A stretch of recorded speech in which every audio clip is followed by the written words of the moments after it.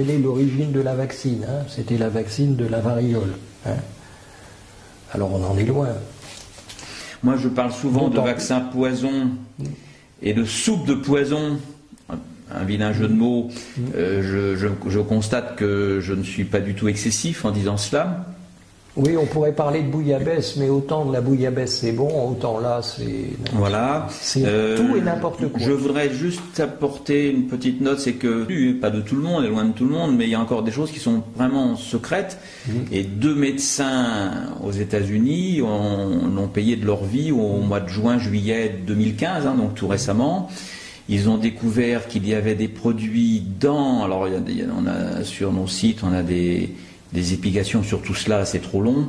Ils ont découvert qu'il y avait dans les vaccins des produits qui empêchaient l'organisme de lutter contre les cancers. Donc non seulement ils mettent des produits cancéreux, et il y en a des quantités, on vient de le voir, mais il y a secrètement un produit qui est introduit dans les vaccins pour empêcher le système de défense immunitaire normal du corps humain, qui va logiquement lutter contre les cancers. On en fait tous les jours des cancers, on lutte contre et on n'en a pas, Dieu merci.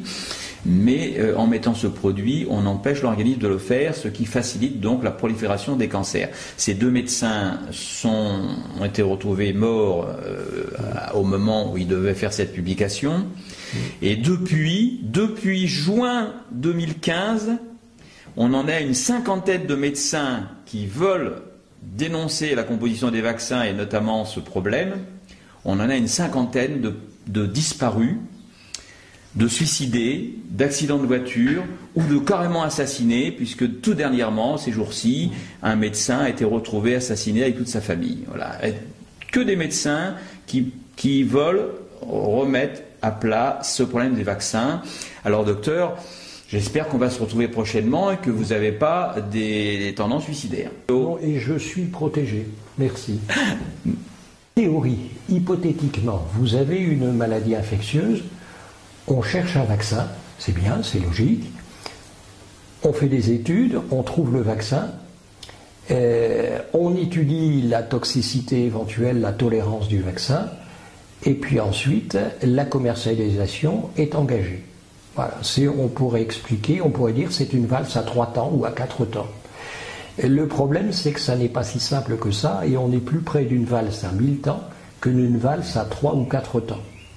En effet, ça revient à essayer de résoudre une équation à plusieurs centaines d'inconnus. Inconnus que nous ne connaissons pas. Alors, on peut faire un parallèle avec les médicaments. Pour un médicament, on fait appel quand même au principe de précaution. On fait appel également pour un médicament à l'étude pharmacocinétique et l'étude génotoxique, c'est-à-dire les effets éventuellement cancéreux du produit, et les études pharmacocinétiques, c'est le suivi du médicament administré à la personne. Or, en fait, dans les vaccins, il n'y a aucune étude pharmacocinétique et il n'y a aucune étude génotoxique. C'est complètement occulté. On est dans l'inconnu dès le départ. Alors on est tellement dans l'inconnu que on a d'une part les vaccins sont préparés à partir de milieux de culture, il y a plusieurs milieux de culture différents, et d'autre part, il y a des composants dans les vaccins, des composants qui sont tous des composants chimiques, qui sont reconnus neurotoxiques pour certains d'entre eux, qui sont même interdits de commercialisation pour d'autres, sauf pour les vaccins, là c'est toujours autorisé. Depuis 1999, par exemple, le mercure dans les vaccins comme conservateur est interdit, il est toujours autorisé. Bon, il y a des produits pour lesquels il faut mettre une tête de mort. Ce dixit les autorités, parce que ça entraîne des problèmes chez les femmes enceintes. Et puis chez les enfants issus, ça pose également des problèmes de malformation. Donc c'est ce qu'on appelle la tête de mort avec le sigle E50, E60 ou E61. Mais ça ne figure jamais sur l'emballage des vaccins. De même que le formaldéhyde ou formol qui est cancérigène, qui est utilisé comme inactivateur, et bien donc c'est-à-dire pour pas anesthésier, mais annuler les effets toxiques des virus et des bactéries, on sait par exemple avec 30 ans de retard que le formaldéhyde utilisé pour les vaccins contre la polio n'arrive pas à anesthésier, à inactiver le virus de la polio. Alors, que ce soit le virus de la polio orale ou le virus de la polio injectable. C'est ainsi que, mais on en reparlera tout à l'heure, dans les années 60, plus de 30 millions de doses de vaccins contre la polio aux États-Unis ont été contaminées par un virus du singe qui s'appelle le virus SV40.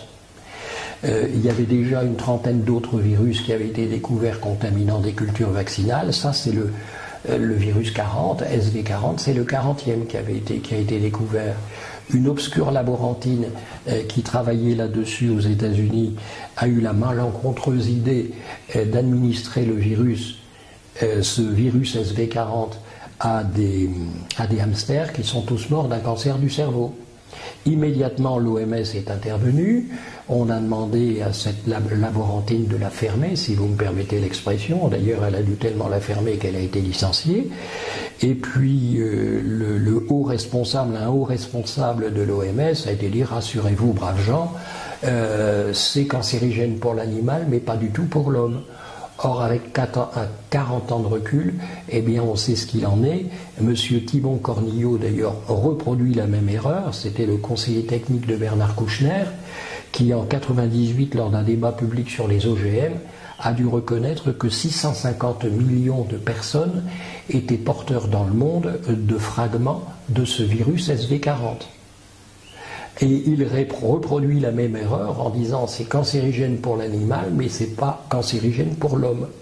Or, on retrouve ce virus dans des leucémies, ce virus SV40, on le retrouve dans 30 à 60% des cancers du cerveau chez l'homme, selon le type histologique. On le retrouve dans les mésothéliums, qui sont des cancers de la plèvre en rapport avec l'amiante.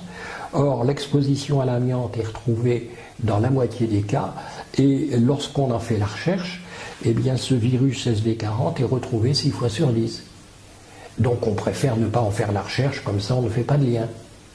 C'est ce que disait De Gaulle, hein, des chercheurs qui cherchent, on en trouve, et des chercheurs qui trouvent, on en cherche. Donc c'est plus simple de ne pas chercher, comme ça on ne trouve pas. Le problème, c'est que on retrouve des cancers de la plèvre chez les enfants à l'âge d'1 an et demi, et ce depuis une quinzaine d'années. Or, ces enfants n'ont pas été exposés à l'amiante. Par contre, par leurs parents ou leurs grands-parents, ils ont reçu le vaccin contre la polio, qui s'est transmis à eux. Enfin, des fragments de ce virus SV40 ont été transmis à eux. Donc on peut raisonnablement, malheureusement, j'aimerais bien me tromper, se dire que c'est peut-être bien 2 milliards d'habitants sur Terre qui sont porteurs de fragments de ce SV40. Et on s'étonne que les cancers du cerveau augmentent dans des proportions importantes, que les cancers de la plèvre augmentent aussi dans des proportions importantes, comme la plupart des cancers. Donc ça, c'est un premier exemple de contamination de culture utilisée dans les vaccins, culture de cellules de rein de singe. Mais il n'y a pas que les cellules de rein de singe qui sont utilisées. Il y a également ce qu'on appelle des cellules diploïdes, qui sont des cellules où les caractéristiques des chromosomes sont tout à fait normales. Et puis vous avez les cellules souches où les caractéristiques des chromosomes sont particulièrement perturbées. Ces chromosomes sont amputés de certains brins, ou on a même rajouté des brins surnuméraires. C'est ce qu'on appelle les cellules CHO, alors qui sont utilisées pour notamment le vaccin contre l'hépatite B. Par exemple, mais on n'a pas fini, on pourra en parler pendant des heures et des heures.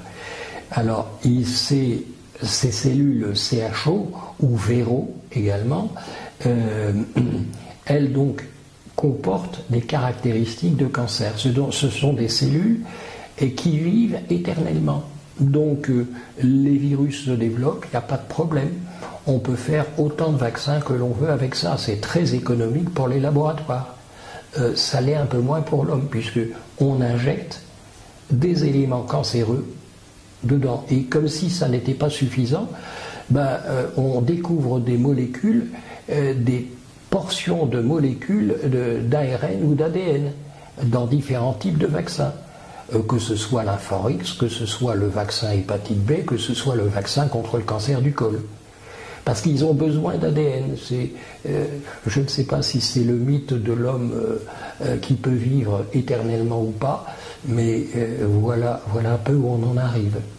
Alors, dans les composants des vaccins, il y a officiellement une centaine de composants, mais en fait c'est peut-être encore bien plus que ça, puisque depuis quelques années on retrouve des composants qui sont en fait des nanoparticules.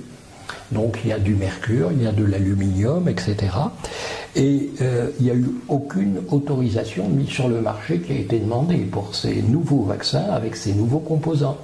Et on n'explique pas pourquoi ces composants sont retrouvés dans les vaccins. Il y a quand même 27 vaccins actuellement qui font appel à des nanoparticules. Et qu'on arrête de me dire que le problème est franco-français, puisque ça a été découvert également en Italie et dans d'autres pays. Et depuis un an, il y a d'ailleurs des plaintes, 600 plaintes qui ont été déposées concernant le méningitec sur Clermont-Ferrand. Et en Italie, ainsi que dans d'autres pays européens, il y a les mêmes plaintes avec le méningitec qui fait appel, dans lequel plutôt on retrouve ces nanoparticules. Et le docteur Dati, médecin italien, et son mari, qui est pharmacologue, travaillent là-dessus en accord, si on peut faire confiance à la Commission européenne, donc en accord avec la Commission européenne. On les distingue en 4 groupes. Vous avez les inactivateurs qui sont nécessaires pour tuer les éléments bactériens et viraux, pour faire des vaccins parfaits. Eh bien, on utilise par exemple la bêta-propiolactone uniquement pour le vaccin contre la grippe, le fluvitine, qui induit des cancers chez le rat, et notamment des sarcomes au point d'injection. Mais c'est pas grave de l'administrer à l'homme, par l'intermédiaire des vaccins, aucun danger.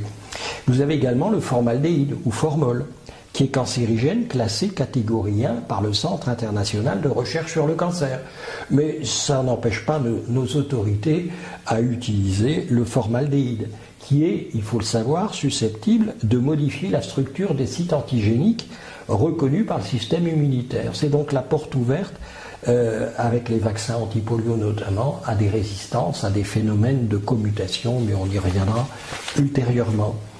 Alors vous avez ensuite, en plus des inactivants, vous avez les adjuvants. Alors ça, c'est notamment l'aluminium. Avant, on utilisait le phosphate de calcium qui a été abandonné quand le Sanofi Pasteur a été créé. Le phosphate de calcium a été abandonné et on a utilisé l'hydroxyde d'aluminium. Alors lui est véhiculé par la transférine qui véhicule également le fer. Et il y a une compétition au niveau de la transférine, sans rentrer dans le détail, il y a des récepteurs pour la transférine qui sont stimulés et il y a encore davantage donc d'aluminium qui rentre dans les cellules. Et ça rentre notamment dans les cellules musculaires et puis dans le cerveau. Et c'est vrai aussi qu'avec la pollution électromagnétique, la perméabilité de la barrière hémato-méningée est accrue. D'où l'intervention de l'aluminium, notamment dans les maladies de Alzheimer. Alors chez certains sujets, on retrouve l'aluminium dans les macrophages qui sont des gros globules blancs au niveau musculaire. Alors, et c'est à l'origine de la myofascite à macrophage. Alors là encore, on nous dit c'est une coïncidence. Il n'y a pas de relation de cause à effet. Prouvez-nous que. Eh bien, la preuve, elle existe de façon détournée. Entre 1973 et 1983, en Californie, 258 cliniques vétérinaires américaines ont étudié l'évolution d'une variété de cancers chez les félins domestiques, c'est-à-dire chez les chats. Cette variété de cancer s'appelle les rhabdomyosarcomes. Eh bien, la fréquence des rhabdomyosarcomes a été multipliée par 5,3 en 10 ans de temps à distance des points d'injection des vaccins, et ça a été multiplié par 18,3 à proximité des points d'injection. Tout ça en 10 ans. Quand j'ai pris connaissance de cette étude, je l'ai transmise à différents médias, et j'ai été surpris de constater que TF1 en a fait état au cours du journal de 13 heures. Ils ont été interviewés, un des hauts responsables de Maison Alfort, c'est-à-dire de la faculté de vétérinaire de Paris. Et la question a été posée à ce spécialiste qui dit non, non, c'est une coïncidence, il n'y a aucune relation avec l'aluminium. Alors qu'on retrouve l'aluminium. Mais ce n'est pas grave, non, non, ce ne sont que des coïncidences. Alors, ce qui est grave, c'est que ces chercheurs vétérinaires ont eu des dire ne vaccinons-nous pas trop, déjà à l'époque. Ce qui est curieux, c'est que le laboratoire Mérial qui s'occupe, c'est le représentant de Sanofi Pasteur pour les animaux, eh bien le laboratoire Mérial a décidé de mettre plus ou moins de côté l'aluminium dans les vaccins. Et d'autre part, les écoles vétérinaires britanniques comme l'école vétérinaire de Liège en Belgique, on recommande à leurs étudiants de ne plus vacciner que dans la queue. Comme ça, si jamais on doit amputer, c'est plus simple d'amputer la queue que d'amputer un membre. Non, chez l'homme, c'est vrai, remarquez, on pourrait peut-être aussi, comme il y a un problème de population, ça ce serait mettre de l'humour, bon, enfin bref, j'arrête là la comparaison. Alors, ce qu'il faut savoir, c'est que les nourrissons prématurés, lorsqu'ils sont nourris avec des perfusions d'aluminium, eh bien, il y a un retard mental qui apparaît à 18 mois. Alors, la relation avec évidemment, l'autisme est pour le moins curieuse, mais elle n'est pas si curieuse que ça, parce qu'il y avait un cas d'autisme reconnu pour 2000 naissances au début des années 90, on est maintenant à 1 pour 100 naissances, et selon certaines études, c'est même moins de 1 pour 60 naissances. Et il suffit de voir le nombre d'enfants hyperactifs qui ont des troubles du comportement, qui ont des troubles de la compréhension, et un enfant hyperactif, c'est pas non plus, ça n'existait pas ça il y a 70 ans, et c'est quelque chose de nouveau. C'est pour ça qu'il y avait un médecin qui s'appelle Wakefield, un Anglais, qui avait mis en cause le ROR dans les vaccinations. Il n'avait pas, par rapport à l'autisme, il n'avait pas mis en cause le mercure, mais parce qu'il n'y a pas que le mercure, il n'y a pas que l'aluminium. Là, j'ai parlé de l'aluminium, mais il y a également le mercure qui intervient. Or, depuis la fin des années 2009, le mercure est interdit par l'OMS, mais il continue à être utilisé pour conserver, notamment pour les multidoses vaccinales, pour préserver l'efficacité, entre guillemets, du vaccin. Aujourd'hui, on connaît le danger du mercure dans les amalgames dentaires, et apparemment pas dans les vaccins, quoi. Non, non, non, et puis pour les thermomètres aussi. Pour les thermomètres, il n'y en a plus, c'est terminé. Voilà.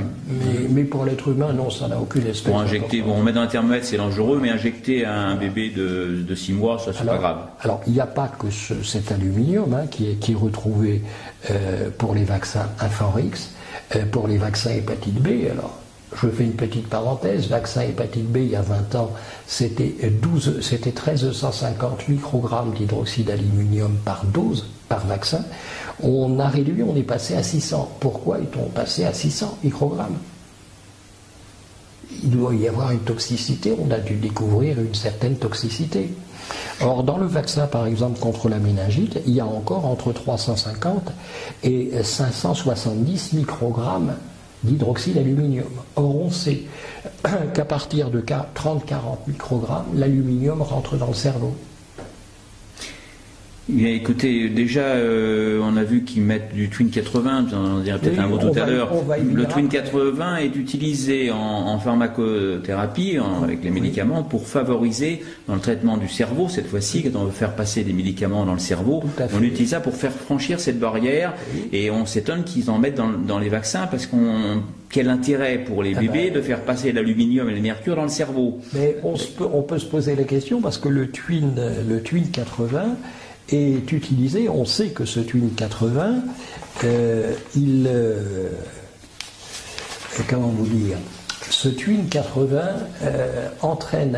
est responsable d'atrophie du corps jaune, il entraîne une diminution de la taille de l'utérus chez les animaux, et il est pourtant utilisé dans le vaccin contre le cancer du col de l'utérus. Et on voit des femmes des jeunes femmes de 16-17 ans qui sont en aménorrhée, c'est-à-dire interruption brutale des règles, et il y a une atrophie, il y a une tendance à l'atrophie de l'utérus qui se manifeste, et il n'y a plus de corps jaune, il n'y a plus rien.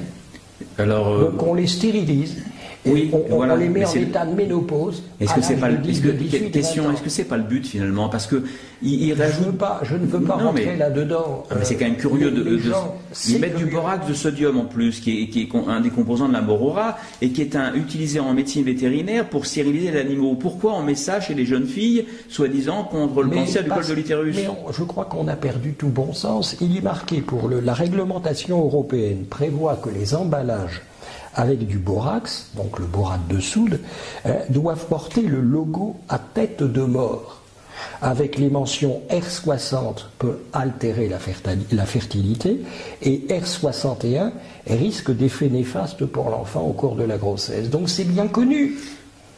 Et on sait ce qui se passe déjà, d'ores et déjà maintenant, avec les premiers vaccins contre le cancer du col. Enfin, contre les papillomavirus censés agir sur les cancers du col, alors que, faut-il le répéter, la fréquence des cancers du col a chuté de 80% en 20 ans, simplement par le dépistage. C'est tout, c'est clair. Donc c'est un vaccin, par définition, inutile et dangereux. Donc on peut se poser la question, quel est l'intérêt de ce vaccin et de la commercialisation intempestive qui a permis au laboratoire Merck d'avoir un premier prix concernant la commercialisation et la promotion commerciale de ce vaccin.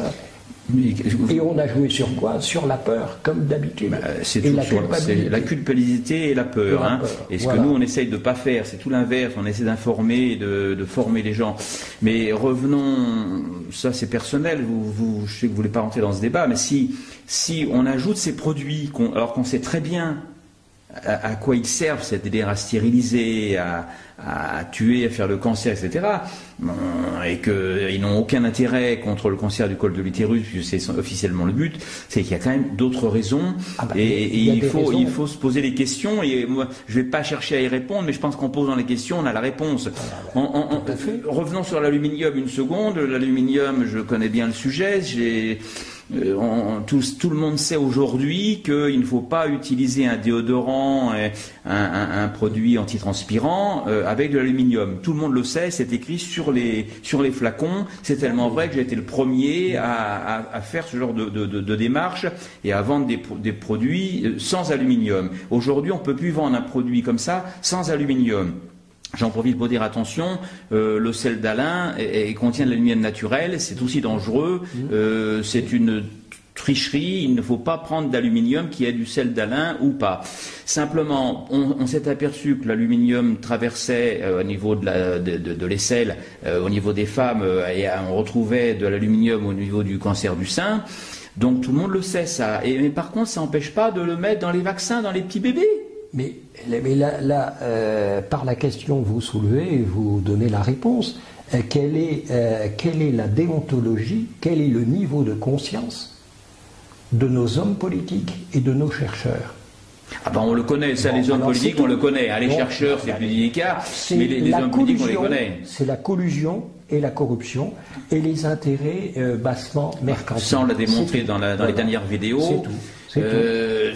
Nous, ce qui nous intéresse, on peut influencer sur ces gens-là s'il y en a encore quelques-uns qui ont un peu de moralité, qui peuvent avoir un peu de conscience. Mais on veut surtout travailler sur les consommateurs, les victimes, ceux à qui on inflige ce genre de choses. On leur dit, déjà pour le vaccin soi-disant anti-cancer du col de l'utérus, tout le monde le sait aujourd'hui, combien de mamans regrettent d'avoir conseillé ça à leur jeune fille. Surtout, ne faites pas ça, je vous en supplie, ne faites pas ça. C'est du poison, 100% poison et sans aucun intérêt. Mais je vais reprendre ce que disait un certain De Gaulle, les Français sont des veaux. Et à la différence, à l'époque, les veaux ne mangeaient pas de viande. Maintenant, ils mangent de la viande. Donc c'est encore pire. C'est encore pire. Et là, nous programmons au niveau de l'association Alice d'informer, de rendre obligatoire une information objective sur les effets secondaires mineurs et majeurs de tous les vaccins. Et imposer ça, c'est le devoir d'ailleurs de l'ordre des médecins. C'est tellement obligatoire que vous avez 3 vaccins qui sont théoriquement obligatoires, qui n'existent plus et en fait ils sont toujours imposés, alors qu'ils n'existent plus. Vous voyez le paradoxe. Je crois que nos hommes politiques sont en pleine schizophrénie. C'est tout, il n'y a pas d'autre terme. Alors vous avez le phénoxyéthanol qui est utilisé, lui, dans le vaccin Ingerix et Infanrix. Et là encore, c'est un éther de glycol de la série E de catégorie 2. C'est la plus toxique. Et son interdiction a été recommandée par le Conseil supérieur d'hygiène publique en septembre 2002. Nous sommes en 2016, c'est toujours utilisé dans les vaccins Ingerix-B et Infanrix. Voilà. Alors, les stabilisants, il y a la gélatine de porc, la gélatine de bœuf, au bouillier, et la gélatine de porc, les musulmans ne savent pas qu'il y a de la gélatine de porc dans les vaccins. Ça devrait faire pour certains une révolution. Je pense qu'on en a dit pas mal. Alors concernant pour en revenir aux cultures cellulaires, il y a quand même quelques exemples typiques. On a parlé tout à l'heure du SV40 avec peut-être bien 2 milliards de personnes porteurs de fragments de SV40 cancérigènes, donc on ne s'étonne pas que les cancers augmentent. Et d'autre part, vous avez par exemple les vaccins contre la fièvre jaune qui ont été contaminés par le virus de l'hépatite B au Brésil, parce qu'on a utilisé simplement du sérum humain provenant d'étudiants américains qui ont touché les sous pour donner leur sérum pour préparer un vaccin. Le problème, c'est qu'on ne savait pas qu'ils avaient une hépatite. Et c'est comme ça donc dans les années 30, puis dans l'armée américaine au cours de la Seconde Guerre mondiale, il y a eu chez 400 000 soldats 50 000 hospitalisations et 84 décès. Et ça, on n'en a parlé qu'en 1987, c'est-à-dire après une quinzaine d'années de campagne intensive, de début de campagne intensive de vaccination contre l'hépatite B. Là encore, l'hépatite B a été les premiers vaccins hépatite B ont été expérimentés, si mes souvenirs sont bons, chez les handicapés mentaux. Non mais tout est autorisé. Ils sont au-dessus des lois, les laboratoires, donc il faut leur demander, soit ils ont obligation d'essayer de soigner les gens, hein, ils ont l'obligation... alors on va dire, il y a l'obligation des moyens, il n'y a pas l'obligation de résultat. Des rétrovirus, des contaminations par des rétrovirus, qui dit rétrovirus dit possibilité de cancérisation en plus, comme s'il n'y avait pas assez de phénomènes de cancérisation, on les augmente. Et alors concernant l'ADN, la contamination des cultures par de l'ADN, eh bien on retrouve des traces de basenase, qui est une enzyme que l'on retrouve dans les vaccins, et cette enzyme est capable de couper les acides nucléiques ADN, ARN, et c'est la preuve de son utilisation dans le processus de fabrication des vaccins. Tous les types de cellules continues, c'est-à-dire viraux et CHO, sont concernés par la contamination par de l'ADN. On voit d'ailleurs maintenant avec les vaccins contre le cancer du col, on a retrouvé dans le cerveau de l'ADN hétérogène. C'est-à-dire qu'on est en train de déshumaniser l'être humain. Ni plus ni moins. On a notre propre ADN, mais on rajoute de l'ADN étranger. Et notamment de l'ADN animal. Et d'ailleurs, il y a une étude qui est... Enfin, il y a des... Comment dire? On est en train de travailler depuis plusieurs années, et un bouquin vient de sortir, sur la marchandisation des produits issus des avortements humains. Puisqu'on fait... à partir des cellules, alors vous avez les cellules de, notamment le sérum de veau, le sérum fœtal de veau, vous avez le sérum humain qui sert comme milieu de culture, comme accélérateur, parce que ce n'est pas suffisant. Ils ont les cellules cancéreuses, mais il faut encore ajouter du sérum fœtal, humain, enfin animal ou humain. Alors animal, ça peut être du porc, ça peut être du rat aussi, et on est loin de tout savoir là-dedans, parce qu'ils ont aussi leur propre vécu, ces animaux. On sait par exemple que pour le sérum fœtal humain, aucun scientifique ne peut affirmer que dans 30 ans, un enfant qui a reçu un vaccin préparé à partir de sérum humain ne va pas développer dans 30-40 ans une maladie de Creutzfeldt-Jakob. On ne le sait pas. On n'a aucune preuve scientifique. Voilà où on en est. Donc on est dans l'inconnu la plus totale. Plus on est incompétent, plus on devient responsable, quoi. En gros, c'est ça. J'ai oublié quand même de préciser que je n'ai aucun lien d'intérêt d'une quelconque façon avec un quelconque laboratoire pharmaceutique. C'est ce que je me devais de préciser, parce que tout médecin, et ça c'est rarement respecté, tout médecin se doit, lorsqu'il fait une déclaration publique, de faire état de son éventuel lien d'intérêt avec les laboratoires. Et là, sur une petite parenthèse, la numéro 2 du ministère de la Santé, de la Direction Générale de la Santé, madame, enfin peu importe son nom, eh bien, il s'avère que son gendre n'est autre que le responsable de la stratégie du groupe Sanofi-Pasteur. Eh bien, comme ça, c'est en famille. Voilà, comme ça, on reste en famille. Voilà, c'est très bien. Et curieusement, elle est en poste depuis 4 ans, mais pendant 2 ans, elle n'apparaissait nulle part, tout en ayant la signature. C'est pas moi qui le dis, c'est la CGT qui a écrit à la ministre de la Santé et qui n'a pas eu de réponse pour ça. Donc, en fait, le fond du problème, avant de s'occuper, je serais tenté de dire, avant de s'occuper des vaccins, c'est de s'occuper de la collusion et de la corruption. Oui, je pense que nos compatriotes commencent à se rendre compte de ça. Le problème du vaccin, c'est que c'est encore un tabou, c'est la dernière barrière à faire tomber. Et ils comprennent plein de choses, de la corruption, de l'incompétence de nos hommes et femmes politiques, mais c'est pas au niveau de la santé. Mais c'est pas au niveau de la santé, et surtout pas. Non, ça peut être au niveau de la santé, mais surtout pas les vaccins. Ça peut être au niveau de médicaments. Les vaccins, ça sauve. Les vaccins, c'est vraiment la dernière barrière. Il y en a d'autres, mais celle-là, c'est vraiment. Et puis, il y a tellement d'argent de fait. Je crois qu'on n'a pas parlé le problème, mais je crois aussi l'autre fois, 153 000 milliards de dollars qui veulent faire avec. Chiffres, les vaccins. Voilà, c'est ça. Donc moi, je vais vous remercier de cette exposé. La prochaine fois, je crois que ça sera sur le principe de commutation. C'est un principe qui n'est jamais mis en avant, et pour cause. Il vaut mieux pas.